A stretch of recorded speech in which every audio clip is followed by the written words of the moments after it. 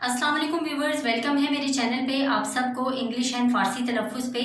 आज का जो वर्ड है आप लोग देख रहे होंगे, इसमें कहीं जाने का जिक्र हो रहा है। तो इस वर्ड को मैं पहले आपको एक सिंगल फ्रेज में, उसके बाद पूरे एक सेंटेंस में भी बताऊंगी। So let's begin the video. Farsi में हम कहेंगे माँ मेरुम, माँ मेरुम। इसी तरह उर्दू में इसका मीनिंग होगा मैं जा रहा या रही हूँ, मैं जा रहा या रही हूँ। और इंग्लिश में इसका मतलब है आई am going, I am going.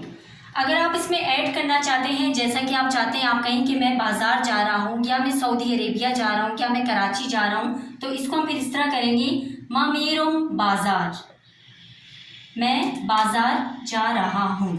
तो इसी तरह मैं बाज़ार जा रहा हूँ, माँ मेरुम बाज़ार। एंड इंग्लिश में I am going to market.